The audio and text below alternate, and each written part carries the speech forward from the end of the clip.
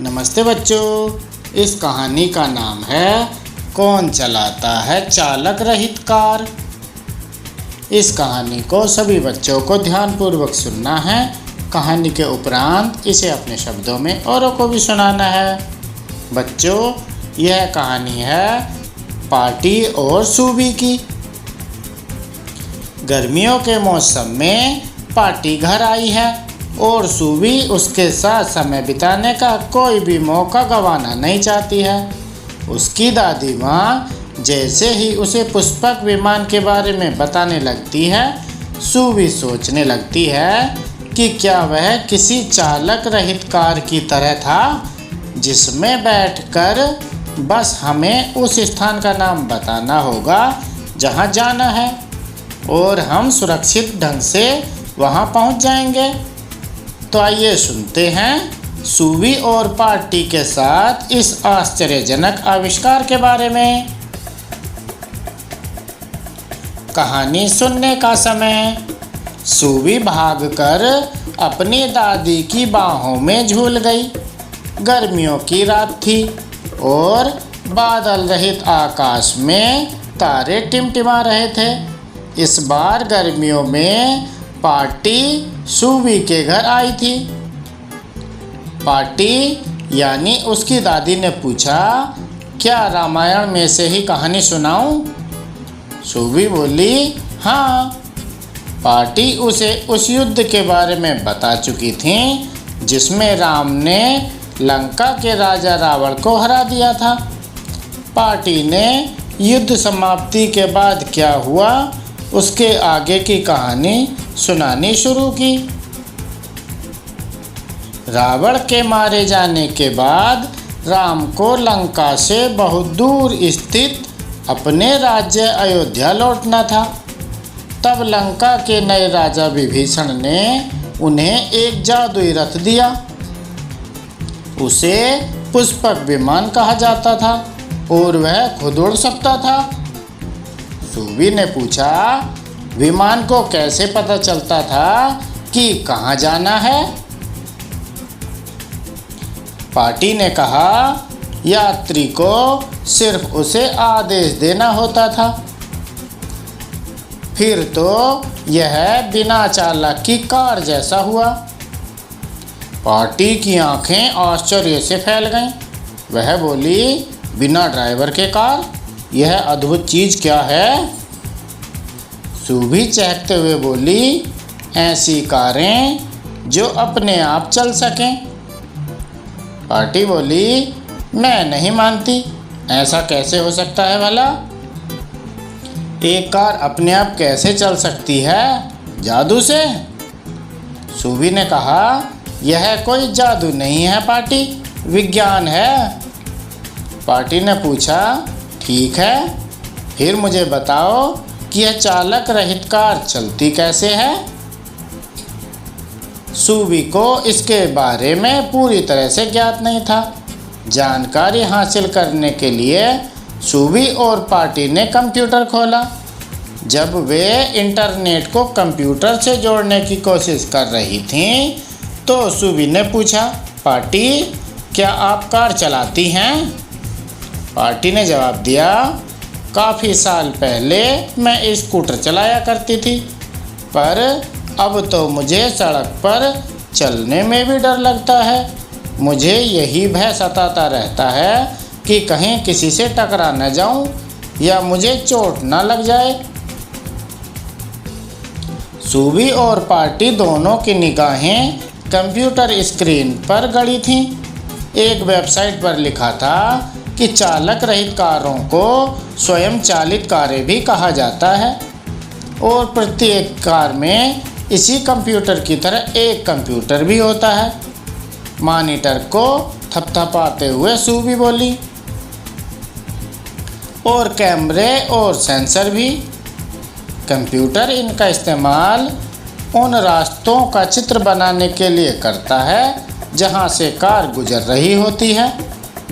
सूबी आगे बोली, यह चित्र कार को बताता है कि अन्य वस्तुएं उससे कितनी दूर हैं, जैसे कि पेड़ या सड़क के बीचों बीच आने वाला कोई व्यवधान। इस तरह से कार उनसे टकराने से बच जाती है। उन्हें पता चला कि ये सेंसर कार को यह भी बताते हैं कि कैसे और कहां उसे पार्क किया जाए।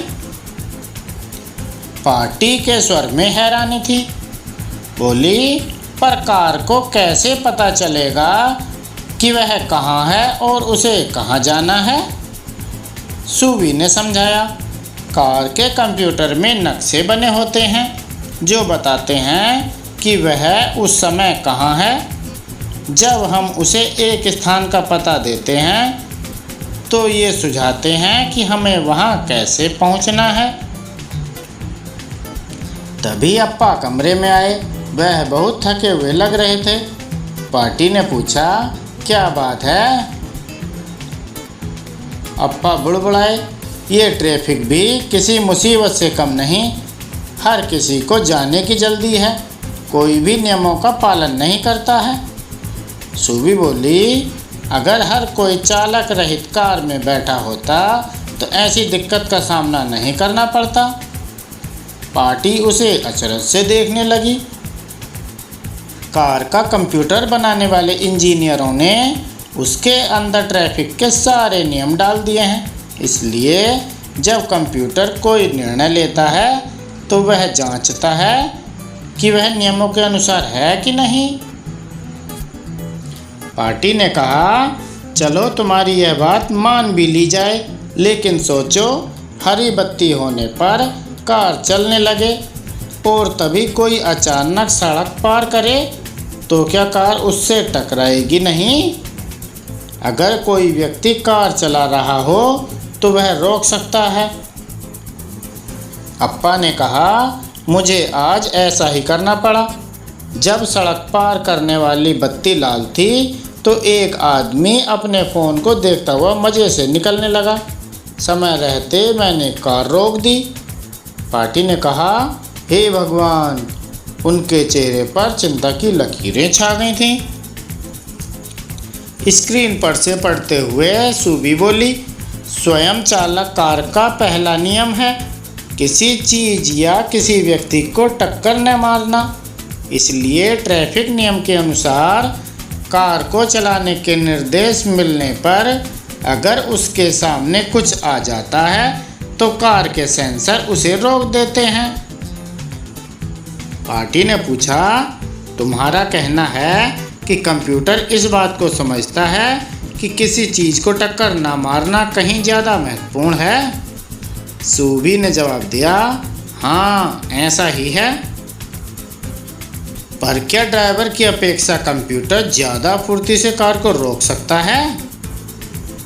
सुबी ने कहा, बिल्कुल पार्टी। कंप्यूटर मनुष्य की तुलना में कहीं अधिक तेज़ी से निर्णय ले सकता है और यह न तो कभी थकता है और न ही इसे नींद आती है। और मुझे यकीन है कि कंप्यूटर द्वारा नियंत्रित कारें दूसरों से आगे निकल जाने के लिए कभी भी नियम तोड़ने की कोशिश नहीं करती हैं, जैसे कि कई ड्राइवर करते हैं। अप्पा ने कहा, क्या तुम्हें पता है कि 90% कार दुर्घटनाएं ड्राइवर की गलती से होती हैं? अप्पा के स्वर में प्रसन्नता झलक रही थी। बोली, जब कार अपने आप चल रही हो तो मैं अपना काम या सीट के पीछे कर मज़े से आराम कर सकता हूँ। सुरक्षित सड़कें और कम दुर्घटनाएं यानी चिंता भी कम। अप्पा की ओर स्नेह से देखते हुए पार्टी बोली, मुझे नहीं पता कि पुष्पक विमान के बारे में हमारी कहानियाँ सच हैं या कल्पना, पर विज्ञान सच में जादुई है। बच्चों, क्या आपको पता है चालक रहित कार के बारे में महान चित्रकार, मूर्तिकार और अन्वेषक लियोनार्डो दा विंची के समय में जानकारी मिलती है। 15वीं शताब्दी में उन्होंने एक कार का खाका बनाया था जो खुद चल सकती थी। 1925 में न्यूयॉर्क शहर में एक कार को रेडियो सिग्नलों अर्थात संकेतों द्वारा उसके ठीक पीछे चल रही कार से ट्रैफिक निर्देश दिए गए। स्वयं चालक कारों को अभी भी कंप्यूटर और कार कंपनियों द्वारा जांचा परखा जाता है। कुछ ऐसी गाड़ियां पश्चिमी देशों की सड़कों पर चलती हुई देखी जा सकती हैं, पर यह सुनिश्चित करने के लिए कि किसी तरह की कोई दुर्घटना ना हो, चालक की सीट पर एक व्यक्ति बैठा होता है। भारत में चालक रहित कारों के ऐसे ही परीक्षण पर काम हो रहा है। हमारे देश की सड़कों व ट्रैफिक को देखते हुए यह काम किसी चुनौती से कम नहीं है। दुनिया में प्रतिवर्ष 1 करोड़ से अधिक लोगों की कार दुर्घटना में मृत्यु हो जाती है। कल्पना करें, चालक रहित कारें कितनी लोगों की जिंदगी बचा सकती हैं। अपने नक्शों व सेंसर की वजह से चालक रहित कारें अंधेरे में भी देख व चल सकती हैं। अभी मौजूद कारों में स्वचालित ब्रेक प्रणाली, अपने मार्ग पर चलने और परिभ्रमण नियंत्रण जैसी विशेषताएं हैं। तो कैसी लगी है कहानी? अच्छी लगी ना बच्चों? अब आपको इस कहानी को अपने शब्दों में औरों को भी सुनाना है और ऐसे ही स्वचालित कारों के बारे में चर्चा भी करनी है। यदि यह कहानी पसंद आए तो इसे लाइक कीजिए, शेयर कीजिए, चैनल को सब्सक्राइब कीजिए। मिलते हैं अगली वीडियो में। धन्यवाद।